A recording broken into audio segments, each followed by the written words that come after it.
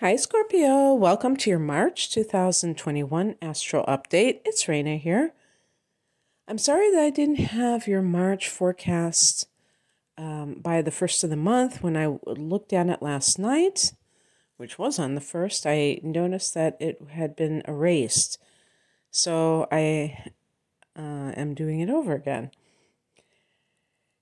Now, March begins with the Sun and Venus in Pisces, and this is a friendly angle to Scorpio because you're both water signs, and it's called a trine. And so we have trines and sextiles that are friendly angles, which means that the planets that are involved in the trine or the sextile are cooperating with one another. So two planets, when they come together, when they're close enough in degrees to come together, they can either clash, like a square, or an opposition, or they can cooperate, trine, sextile.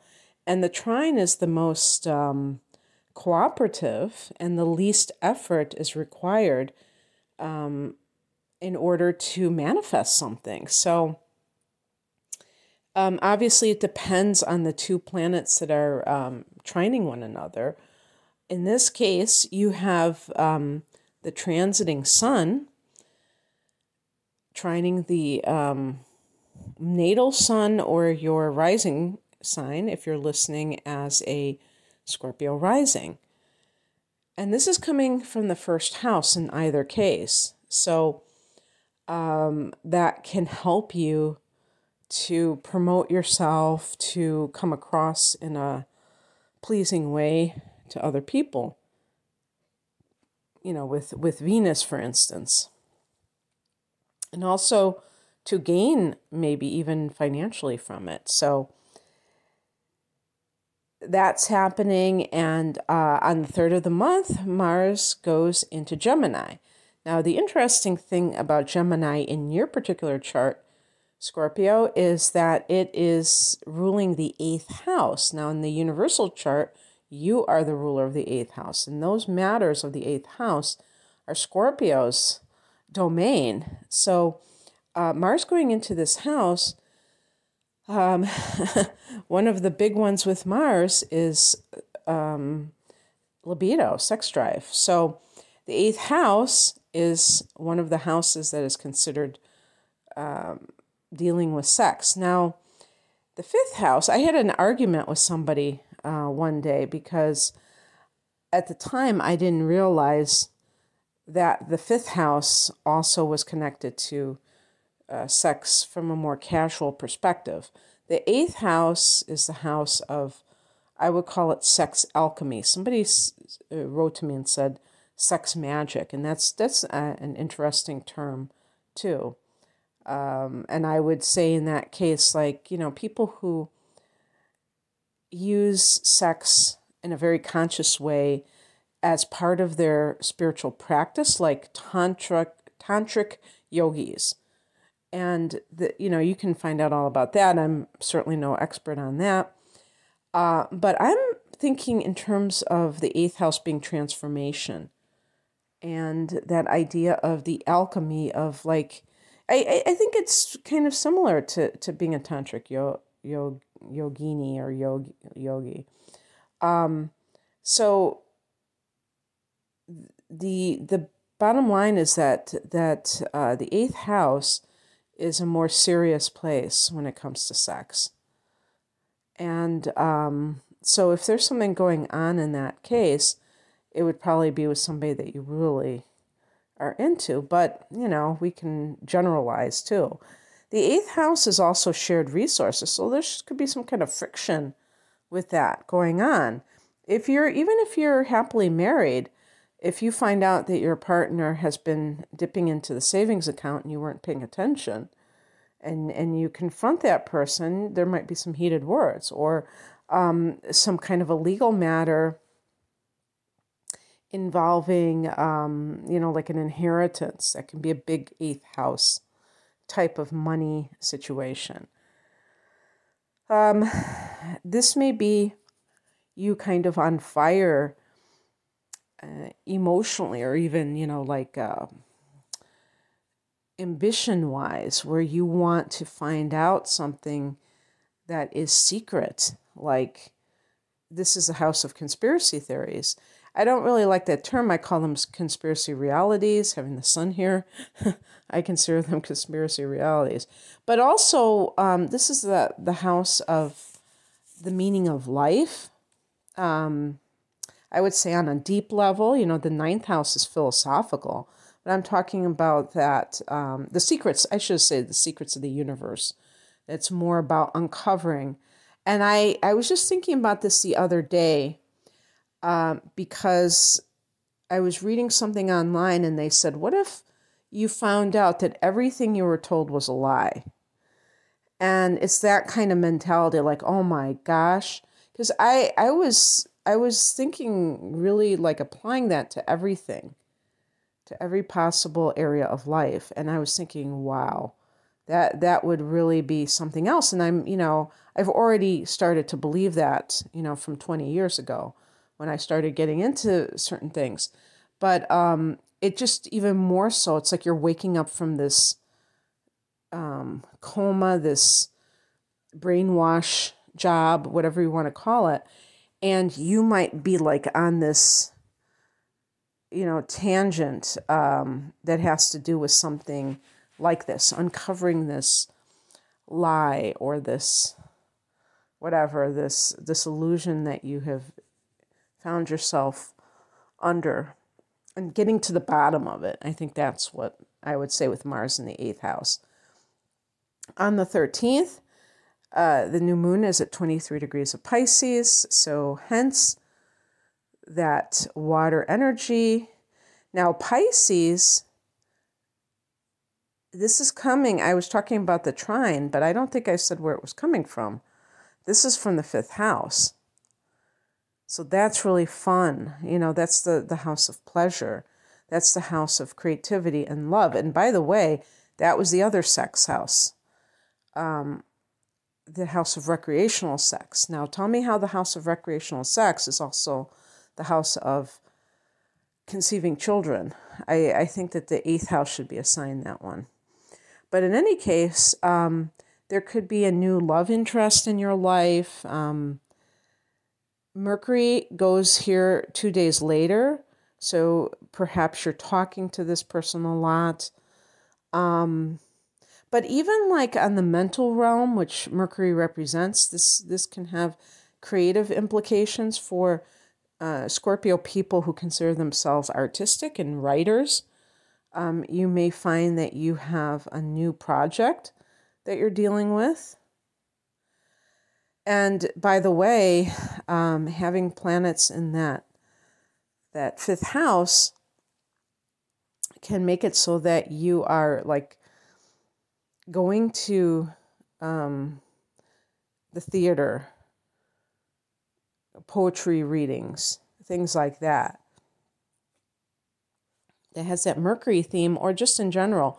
I mean, the fifth house can be sports. Whatever's open at this point. The interesting thing about this is that right around the time of that new moon in Pisces, that was when the shutdown started to happen. So it's almost like cosmically ordained.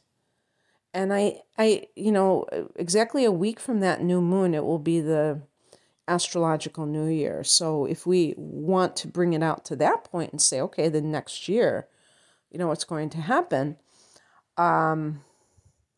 then we can see that perhaps it'll be a new day dawning for all of humanity, a new direction. Because I remember the 15th, when Mercury goes into Pisces, I remember last year that was the last time that I was able, until they started opening up again, but the last time that I was able to go to church. I actually haven't stepped into a church since March 15th, 2020, or a cafe. The cafe, on and off the last year, but not, and I could go to church if I wanted to, at least for some time. Very interesting situation last year, hasn't it been? But yeah, so I think that because we're entering a new year astrologically, that perhaps we're going to start. Well, I know we are going to have a new set of situations occurring, and on the 21st. Venus, okay, so I'm sorry, on the 20th, we have the astrological new year in Aries. For you, Scorpio, this is a sixth house of work. So this is just how it is every year for all of us when we have fifth house transits, then we have sixth house transits. These are, the sun and Venus, all these planets, Mercury, they're inner planets. They're close to the sun. So they're going to move fast. They're going, unlike, Jupiter, Saturn, and the outer planets, they're going to move quickly through each sign. So we only have their influence for a certain period of time.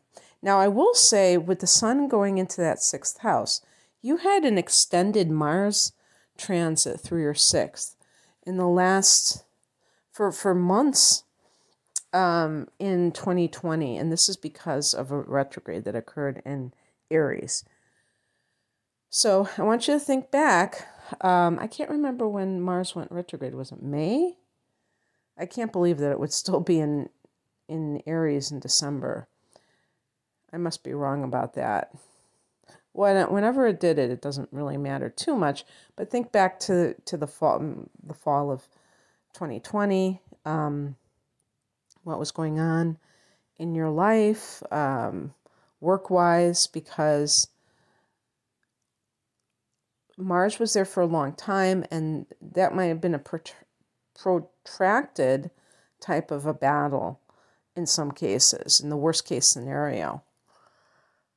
Maybe for some people you were training for some kind of physical well-being, and now we have the sun there, and then the very next day Venus goes into this sector. So it's much more, if I want to use the word positive or easygoing is a better way of looking at it than perhaps that Mars energy was. Maybe you were just working a lot, and now you can kind of reap the rewards, and you can just slow down a little bit more. Venus in the sixth house can actually be a raise. If you're working a new job, it's getting, more money at this new place. Having the sixth house can be your co-workers.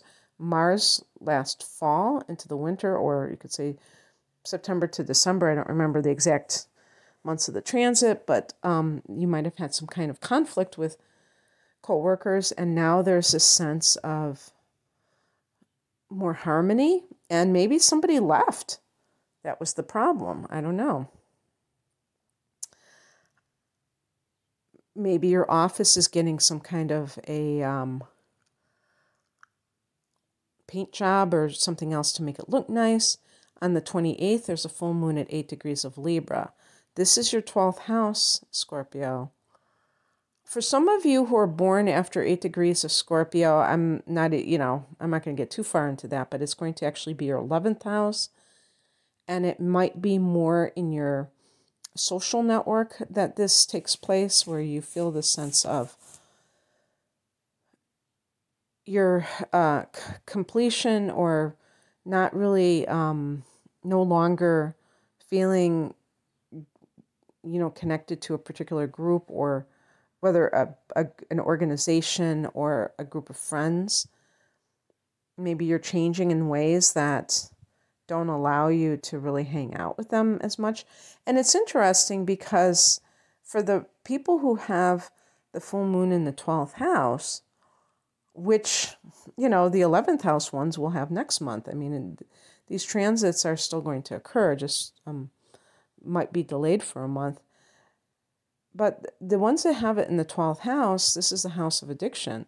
So the full moon can make you tired of some kind of an addiction, and it allows you to quit. Like you're tired of all of the suffering. The 12th house can be suffering, and it could be making a conscious decision that you're just tired of it. And a lot of times when I have read, celebrity biographies or autobiographies, a lot of times the person will say that they went through rehab 3 times and they finally had just had it. And some people are lucky enough where they don't even have to go to rehab, where they just quit something. And, one of your rulers is Pluto, and it can be about obsession. And even the 8th house that you rule can sometimes be about obsession. And I think that Mars going through your 8th house can really bring up those obsessive tendencies within yourself. And I think addiction a lot of times is obsessive compulsive, is OCD. You know what I mean? It seems to me that it's a form of that. But that's just a label. These are just labels. Whether it's true or not doesn't really matter. It's the behavior itself. And so you may be fed up with something that is really, self-defeating for you. Or this is a house of karma. And sometimes relationships feel very karmic. They feel like, you're stuck with somebody, or you can't, shake them off. And you might just decide, I'm not going to feed into this relationship anymore. Even though this person's a family member, even though this person is a spouse, and I've been married for many years, I'm starting to cut those cords, those energetic cords. So it's the last house. So it's wrapping up that unfinished business is basically what we could call it. And you're going to have a full moon in your sign here yourself, Scorpio, coming up in a couple of months. Or no, actually next month. So you'll have your day in the sun for that on a conscious level. Okay, that's what I have for you. I hope that you enjoyed this, Scorpio. If you would like a private reading, you can click on the link below and see what I offer. I do have deep dive readings. I think Scorpio can appreciate deep dive, which are 2 readings in one, but each one is extended to at least an hour, and it's for a special price. And